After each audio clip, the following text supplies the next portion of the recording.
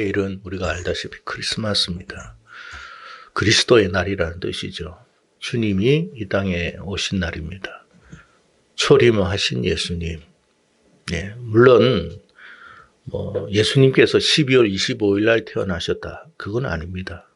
성경에는 그 어디에도 12월 25일 날 태어나셨다는 말씀을 하신 적이 없습니다. 다만 교회사 안에서 이 날을 주님의 태어나는 탄생하신 날, 오신 날로 그냥 정했을 뿐이에요. 여기에 대한 여러 가지 시시비비의 이야기들이 참 많지만 그건 중요하지 않고 중요한 것은 뭐냐면 주님이 오셨다라는 사실입니다. 주님이 오신 것은 우리를 위해서 오신 것이고 우리를 구원하기 위해서 오신 것이고 회복하기 위해서 오셨다라는 거예요. 그게 중요한 거예요.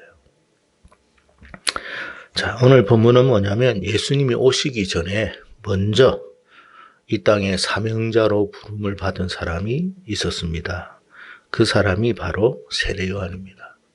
성탄절 하면서 왜 세례 요한 이야기하나 싶으죠. 그 이유는 뭐냐면 주님을 맞이하기 전에 우리가 주님은 분명히 오셨잖아요. 근데 주님을 맞이하기 전에 선행되어야 할 일이 있다 이 말이에요. 우리가 뭘 해야 되느냐, 어떻게 해야 주님을 맞이할 수 있느냐 그 이야기예요. 주님은 오셨지만 맞이하지 못한 사람은 많아요. 그러니까 주님이 오셨는데 맞이하지 못하면 얼마나 불행스러운 일입니까? 그러니까 주님을 맞이하기 위해서는 어떻게 해야 되느냐, 그 일을 앞서서 행한 사람이 있었다. 그가 세례 요한이었다. 그 이야기입니다. 근데 세례 요한이 하는 일이 뭐였느냐, 이제 그게 중요한 거예요. 그 일이 우리와 연결되어 있고 우리와 무관하지 않기 때문에 중요하다는 거예요. 자, 그의 사명은 뭐냐면 주님의 길을 준비하며 그의 오실 길을 곧게 하는 것이다. 그렇게 되어 있어요. 비틀어진 길, 꾸불꾸불한 길, 또 여러 가지 험한 길, 이런 것을 다 평탄화하는 일이 그가 맡은 사명이었습니다. 여러분도 잘 알다시피 과거에 왕이 행차를 할 때 그냥 가자 한다고 가지는 게 아니에요. 왕이 아마 수행하는 그 비서들이나 이런 사람들에게 지시를 합니다. 몇 날 며칠 몇 시에 어디로 갈 것이니까 준비시켜라. 그러면 그 수행하는 사람들이 그날 앞서서 왕이 가야 할 그 모든 길을 다 점검합니다. 도로를 점검하고 혹은 예를 들어서 다리가 있으면 다리를 점검하고, 문제가 생기면 안 되니까. 강이 있으면 그 강을 어떻게 건널 것인가. 사전 작업들을 다 합니다. 그게 세례 요한의 일이었습니다. 그렇게 해서 길이 열리면 그 길 속에서 이제 왕이 행차를 하게 됩니다. 근데 오늘 세례 요한이 어떤 길을 닦았느냐 하니까 4절에 보니까 회개의 세례를 전파했다 그랬습니다. 여러분, 앞서 말씀드렸습니다만 왕은 아무 길이나 가지 않습니다. 먼저 종들이 닦아놓은 그 길을 따라서 걸어갑니다. 오늘날도 마찬가지잖아요. 대통령이나 혹은 우리나라 중요한 어떤 장관이 어떤 업무차 일을 하기에 앞서 그곳 방문하는데 먼저 누가 가느냐? 사전에 경호원들이나 수행비서원들이 다 먼저 갑니다. 먼저 가가지고 먼저 다 사전 작업을 다 해놓습니다. 그래서 왕이 왔을 때, 대통령이 왔을 때, 혹은 장관이 왔을 때 그냥 업무에 진행하는 데 어려움이 없도록 만들어 놔요. 이렇듯 세례 요한 역시도 예수님께서 안전하게 행진할 수 있도록 그 길을 닦는 것이 그의 사명이었습니다. 자, 본문 4절의 말씀 다시 한번 읽겠습니다. 시작.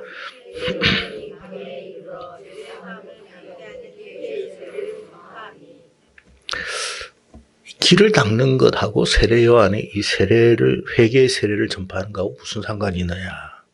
생각해 볼 수 있지만 이 말은 왕 대신 예수님은 누구를 만나느냐 이 말이에요.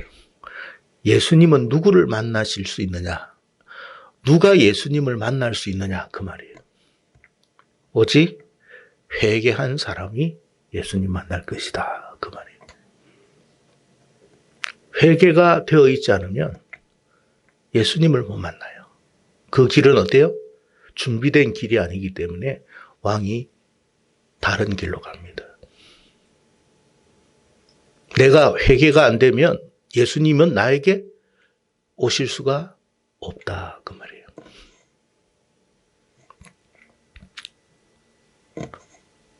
주의 종들을 통해서 회개의 말씀을 듣고 반응한 사람들, 회개의 세례를 받게 되면 어떤 역사가 일어나느냐 하면 주님을 맞이할 수 있는 그런 축복을 받게 된다 그 말이에요. 여러분, 주님을 맞이하면, 영접하면 어떻게 돼요? 우리의 혼과 우리의 영과 우리의 육이 어떻게 되겠어요? 새로워집니다. 그게 하나님이 주시는 복이에요. 우리의 영과 우리의 혼과 우리의 육이 다 새로워집니다. 여러분, 왕이 어느 마을에 어느 집에 들어가려고 할 때 과거에 이런 이야기가 있었어요. 유럽에 한 왕이 어느 시골 마을에 한 집에 들어가려고 합니다. 그러니까 그 시골에 있는 그 집 사람이 왕을 모시려고 애를 썼겠죠. 나름대로 뭐 닦고 쓸고 다 했을 것입니다. 그런데 여러분, 수행 비서원들이 어떻게 했겠어요? 그 집 다 허물어버리고 새 집 지어버립니다. 더 멋있는 집 지어버려요. 왜? 왕에게 걸맞는 집을 만든 거예요. 우리가 예수님 모시면 새로워집니다. 상상할 수 없는 역사가 일어난다는 뜻이에요. 그게 영접이에요. 반대로 우리가 회개의 세례를 하지 않는다면, 주님을 맞이하려는 마음이 없다면 어떻게 돼요? 아무 일도 일어나지 않습니다. 어떤 변화도 일어나지 않습니다. 다시 말하면 우리가 아무리 교회를 다녀도 그의 혼과 그의 영과 육은 변화가 일어나지 않아요. 똑같습니다. 예수 믿기 전이나 예수 믿고 난 이후나 변화가 없어요. 새로워지지가 않는 거예요. 그래서 어떻게 됩니까? 심령은 공허하고 공고해지는 거예요. 메말라지는 거예요. 우리가 예수님을 맞이해야 하는 이유가 있어요. 왜 예수님이 우리에게 오시기를 원하느냐 하면, 우리가 살아가는 이 세상, 또 앞으로 우리가 죽어서 갈 그 세상은 우리가 상상할 수 없는 세상이에요. 먼저 우리가 살아가는 이 세상은 우리가 감당하기가 어려운 세상이에요. 우리의 어떤 지력이나 우리의 영역이나 우리의 힘으로 이 세상을 감당할 수가 없어요. 뭐가 필요해요? 주님의 은혜가 필요한 거예요. 그래서 주님이 오시려고 하는 거예요. 마치 주님은 새벽에 여러분 내리는 단비와 같고 이슬비와 같아요. 그것을 여러분 충분히 흡족하게 받아야만 우리가 어떻게 돼요? 생명이 싹트기 시작하는 거예요. 근데 그걸 못 받으면 어떻게 돼요? 메말라가죠. 공고해지죠. 삭막해지죠. 똑같은 사람인데 삶이 삭막해지는 거예요. 공고한 거예요. 메마른 거예요. 여러분, 사막에 보면 선인장들이 많이 납니다. 사막에 비가 없는 건 아니에요. 있기는 있는데 다 빠져버리죠. 다 샌다라는 거예요. 그런데 강렬한 그 태양빛에 살아남으려고 하니까 어떻게 되겠어요? 나오는 게 뭐예요? 가시예요, 가시. 살아남는 방법이 그거밖에 없어요. 가시예요, 가시. 그러나 여러분, 열대 우림 지역이나 이런 데 한번 보세요. 아열대 지역 보세요. 잎이 넓고 청정하고 새들도 살고 온갖 열매들이 다 있습니다. 반면에 사막은 그래요. 우리가 생명 대신, 우리가 생명수 대신 예수님을 우리의 심령에 모시지 못하면 우리는 어떻게 돼요? 삭막해집니다. 거칠어집니다. 가시처럼 뾰족뾰족한 게 나와요. 자기가 알아요. 뾰족뾰족합니다. 그래서 어떻게 해요? 우리가 예수님을 영접해야 되는 거예요. 영접하기 위해서 뭐가 필요하다고요? 회개해야 된다. 회개해야 된다는 건 뭐예요? 내가 정말 하나님 앞에 죄인입니다. 내가 하나님 앞에 죄인입니다. 그걸 깨닫는 거예요. 철저히 깨닫고 주님 오시지 않으면 저는 안 됩니다. 주님 오시지 않으면 저는 죽습니다. 주님 없이는 저는 못 삽니다. 그게 필요하다는 거예요. 그게 회개의 세례예요. 교회에서 그냥 형식적으로 물 한 번 묻혔다고 해서 회개의 세례가 아니에요. 정말 주님 없이는 저 안 돼요. 우리가 살아가면서 그거를 깨달아야 돼요. 과거에는 세례를 받았는데 그것을 모르고 세례를 받았다면 이 과정 속에서 우리는 그걸 깨달아야 돼요. 주님, 저 주님 없이는 안 돼요. 도무지 주님 없이는 이 세상, 공고한 세상 살아갈 수가 없어요. 이 세상이 너무 버겁고 힘들어요. 내 힘으로, 내 재주로, 내 능력으로 자꾸 이 세상에 여러분 이 어려운 환경 속에서 부딪히다 보니까 뭐만 나온다고요? 열매가 나오는 게 아니라 가시가 나오는 거예요. 왜? 그래야만 살 수 있으니까.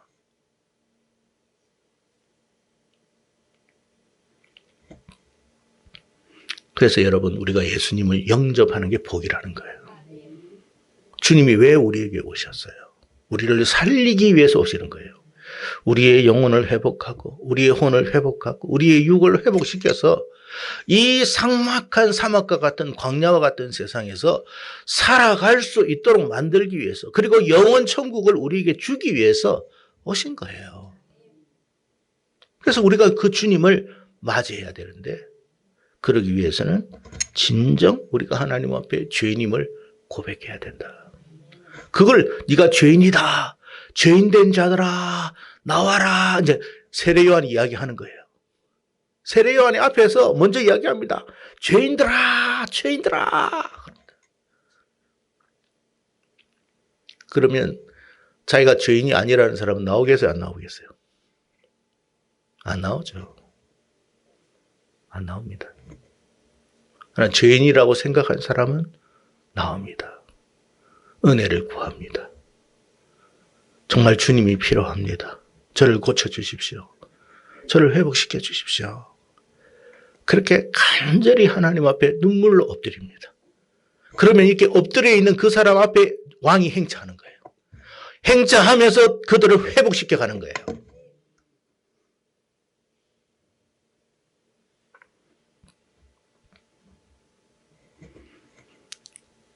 세례 요한만 아니라 이제 지금도 마찬가지예요. 주님께서, 하나님께서 주의 종들을 먼저 앞서 보냅니다.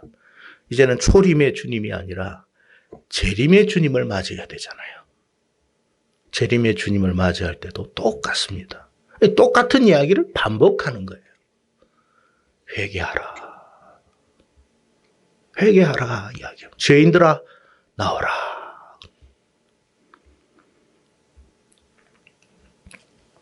문제는 이런 주의 종들을 사람들이 환영하느냐 하면 환영하지 않습니다.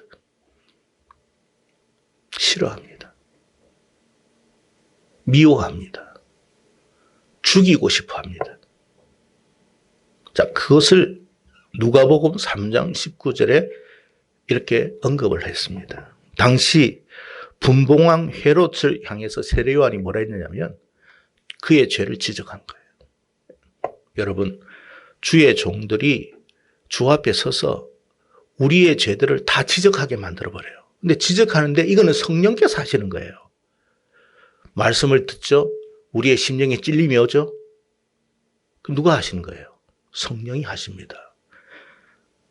당시 세례 요한이 분봉왕 헤롯에게 뭐라고 이야기했냐면 당신의 동생의 아내 헤로디아를 아내로 취하는 것은 범죄다, 죄악이다 그랬어요. 그러니까 헤롯하고 헤로디아가 어떻게 했어요? 분기탱천했죠. 잡아 죽이려고 했습니다. 왜? 죄가 지적이 됐거든요. 여러분, 하나님께서 지금도 똑같아요. 주의 종도를 통해서 말씀을 전하는데 굉장히 찔림이 와요. 근데 반응은 두 가지예요. 첫째는 내가 하나님 앞에 범죄했습니다. 이 죄를 용서해 주십시오 라고 하는 사람이 있고, 또 다른 사람은 어떤 사람이 나오느냐. 저게 내 죄를 지적하구나 하고 분기탱천해서 죽이려고 하는 사람이 있습니다. 그러니까 이 헤롯 왕은 하나의 예시를 든 거예요. 예시예요, 예시.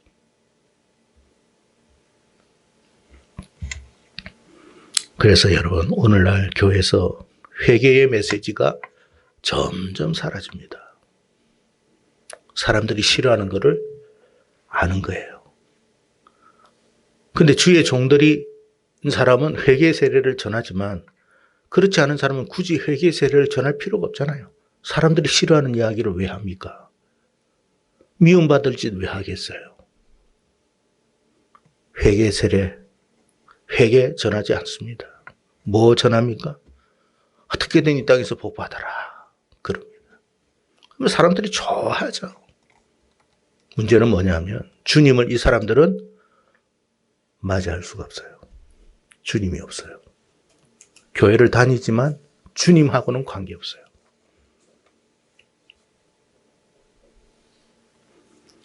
그래서 어떻게 돼요?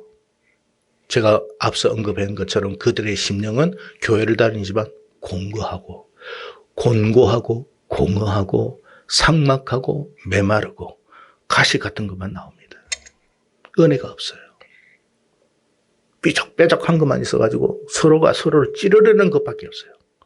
서로가 서로에게 상처 줄 것밖에 없어요. 그러니까 교회를 다녀도 공격만 하는 거예요. 이 집사가 저 집사를, 이 장로가 저 장로를. 뭐가 없다는 거예요? 주가 없다는 거예요. 주님이 있으면 그렇게 될 수가 없어요. 왜? 내가 죄인이니까. 내가 죄인이니까. 그리고 저 사람의 어떤 허물을 봐도 어떻게 해요? 불쌍히 여깁니다. 불쌍히 여깁니다. 우리가 다 죄인이지. 우리가 주님 앞에 은혜를 받아야 할 사람들이지. 그러면서 뭐 해요? 주님, 저도 저 사람도 용서해 주십시오. 저 사람도 불쌍히 여겨 주십시오. 기도하게 돼 있어요. 그게 주님을 맞은 사람의 모습이에요. 주님이 있고 없고는 누가 이야기할 게 없어요. 자기가 알아요.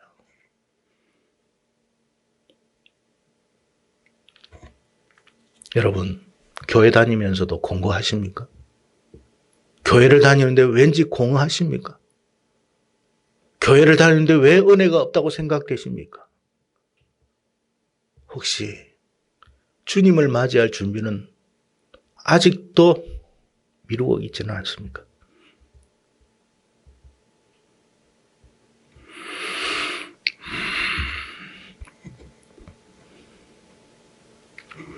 여러분, 우리가 살아가는 이 세상은요, 삭막한 광야와 같습니다. 그래서 한순간도 주님의 은혜가 없이는 안 돼요. 내가 아무리 열심히 살아도 광야는 광야예요. 내가 살아갈 수 있는 그 한계가 있다는 거예요. 사람이요, 쥐도, 여러분, 그런 실험을 해봤다고 그러잖아요. 똑같은 좁은 공간 안에 쥐 한 마리를 넣는 것과 10마리를 넣었을 때 쥐들이 어떻게 하는가 반응을 보니까 그 쥐들이 서로 물고 뜯고 싸우고 죽여버리더라는 거예요. 여러분, 좋은 환경 만들고 싶어 하잖아요. 그래서 좀 이왕이면 아파트도 집도 한 30평, 40평 그렇게 살고 싶어 하잖아요. 환경이거든요. 근데 한 12평짜리 한번 살아보십시오. 나도 모르게 성질이 나오고 삭막한 게 나오고 입에서 욕이 다 나오고 서로 싸울 것밖에 없어요. 우리가 살아가는 세상이 그렇다는 거예요. 그래서 뭐가 필요해요? 하나님의 은혜가 필요하고 도우심이 필요한 거예요. 주님을 우리가 맞이하지 않으면 우리 안에 나올 것은 안 그래도 죄인인데 뭐가 나오겠습니까? 뭐가? 저주가 나오고 분노가 나오고 살인이 나오고 미움이 나오고 다툼이 나오고 원망이 나오고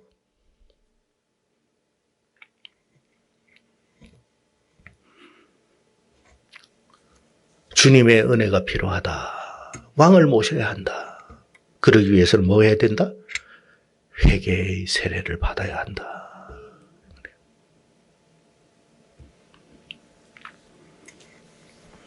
여러분, 초림이든 재림이든 이제 우리가 재림의 주님을 맞이하게 되는데 우선적으로 이 회개의 세례를 받지 않으면 왕 되신 주님을 맞이할 수가 없어요. 근데 초림의 주님과 재림의 주님의 차이점이 하나 있어요. 초림의 주님 때는 회개의 세례죠. 물 세례입니다. 재림의 주님을 맞이하기 위해서는 뭐가 필요하겠어요? 성령의 세례가 필요한 거예요. 물 세례는 우리의 겉모습만의 부분을 이야기합니다. 드러난 것만 합니다.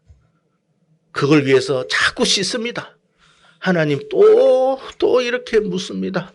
아무리 씻어도 우리의 본질 안에 있는 그 죄성은 사라지지가 않아요. 그래서 어떻게 해요? 하나님 제 힘으로 할 수가 없습니다. 성령의 불이 내 심령을 태워서 깨끗하게 하여 주시옵소서. 그 사람이 재림의 주님을 맞이할 것이다. 그 말이에요. 여러분, 주님 맞이할 준비 되셨습니까? 성탄절 앞두고 우리가 주일날 이렇게 예배 드리면서 그냥 단순히 뭐 성탄절인가 보다. 내일 뭐 어떻게. 그게 아니에요. 주님을 맞이해야 되는 거예요.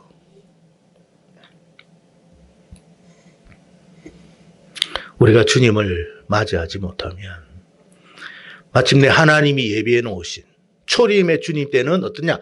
이 세상을 살아갈 수 있는 힘을 공급받고 재림의 주님을 맞이하게 되는 영원한 천국에 들어가는 거예요.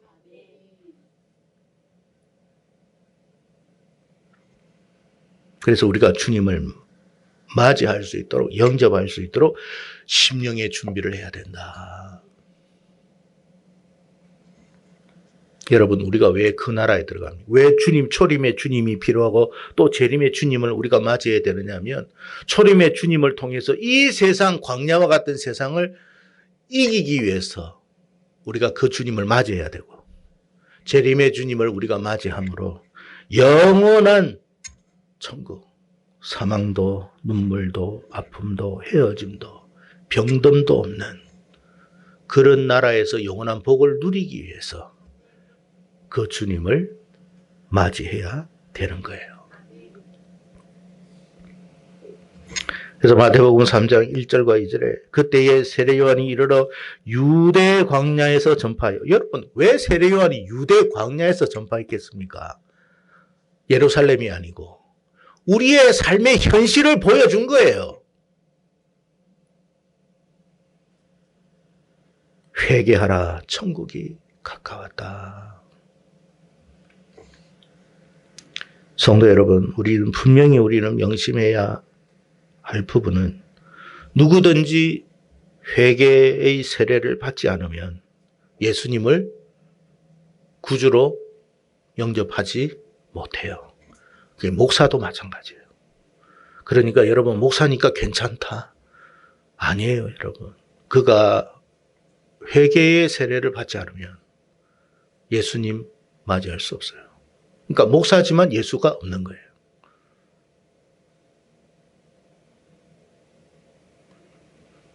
그 불행한 인생이 되는 거예요.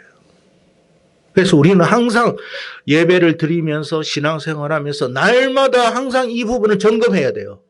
주여, 내 안에 계십니까? 나를 주님께서 잊지 않으셨습니까? 내가 주의 백성이 맞습니까? 늘 주님 앞에 가지고 묻고 물어야 돼요. 그럼 주님이, 인격적인 주님, 살아계신 주님이 반응할까요? 안 할까요? 반드시 합니다. 딸아, 아들아, 걱정하지 마라. 내가 너와 함께 있다. 주여, 이 죄인을 버리지 않으심을 감사합니다. 이 죄인을 주님께서 외면치 않으심을 감사합니다. 그러니까 감사가 나오는 거예요. 찬양이 나오는 거예요. 원망 불평이 나오는 게 아니라 감사가 나오고 찬양이 나올 수밖에 없어요. 어떻게 이 죄인을, 아직도 죄 덩어리인 나를 버리지 않고 계십니까? 불쌍히 여겨주셨습니까? 주님 감사합니다. 주님. 그 은혜를 입은 사람이 다른 사람들이 뭐라고 하겠습니까? 너 그따위로 신앙생활 하면 되겠어? 그러시겠습니까? 그러겠습니까? 그렇게 못해요. 내가 은혜를 입었기 때문에 그런 거예요. 1만 달란트의 빚을 탕감받았기 때문에 그런 거예요. 저 사람도 많이 힘들겠지. 저 사람도 주님의 은혜가 필요한데, 저 사람도 주님을 영접해서 주님이 주시는 회복을 맞이했으면 좋겠다. 저 사람의 삶에 하나님의 은혜가 있어서 그도 행복해졌으면 좋겠다. 그도 소망이 넘쳤으면 좋겠다. 그 말이 자기 속에서 나와요.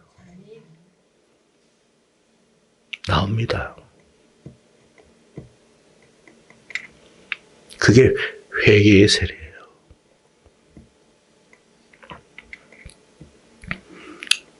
여러분, 이 같은 회개의 세례를 들은 사람들은 오늘 5절에 보니까 뭐라고 이야기합니까? 같이 읽어봅시다. 시작.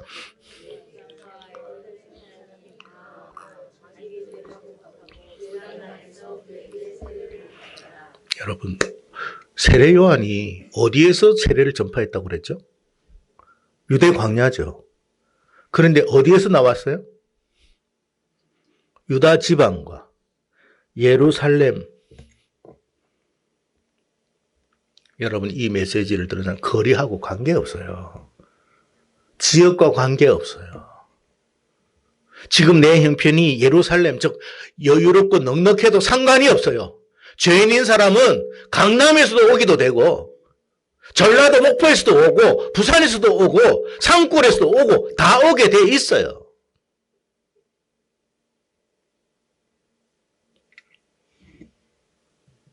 진정 자신이 죄인임을 아는 사람은 다 주님 앞에 나와요.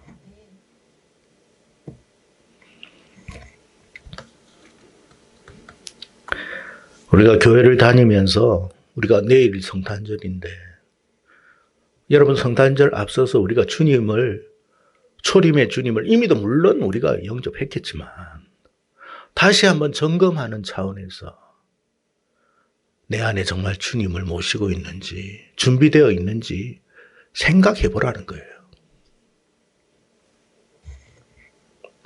교회 다니면서 자신의 죄를 자복하기보다는 타인의 죄를 지적하고 판단한다면 중단하십시오. 그 사람이 죄가 없다는 뜻이 아닙니다.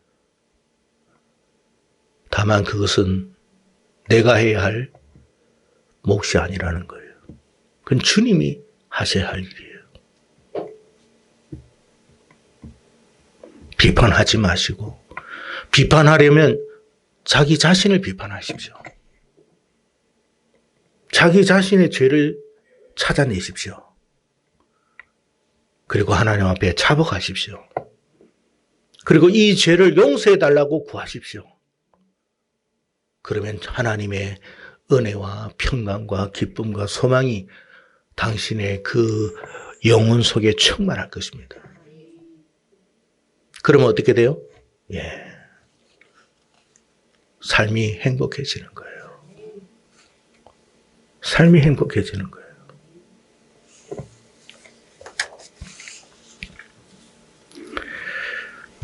우리가 분명히 항상 기억해야 할 사실은 예수님은 의인의 구세주로 이 땅에 오신 것이 아니라 죄인의 구세주로 이 땅에 오셨습니다.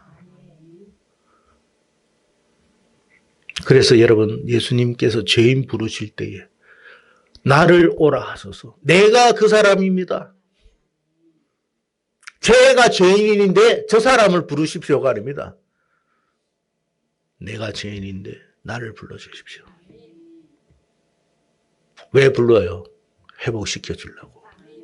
고쳐주려고. 네 마음 많이 상했지.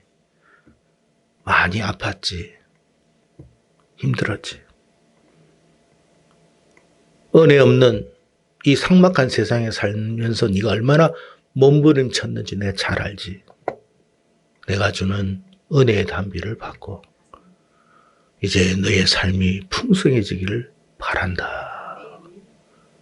그 하나님 은혜의 축복이에요. 그런 사람은 결국 고백하기를 이제 내가 죽고 내 안에 예수밖에 없습니다. 바울이 고백한 것처럼 그런 고백이 나오는 거예요. 성도 여러분, 항상 성탄절을 생각하면서 우리가 생각해야 할 것은 내가 주님 맞이하면서 준비된 모습이었나를 항상 생각하며 그 성탄절을 맞이하시기를 바랍니다. 그러면 하늘의 평화가 뭐예요? 하나님과 우리 사이에 막힌다면 이제 무너진 거예요. 그럼 뭐가 와요? 은혜가 오는 거예요. 축복이 오는 거예요.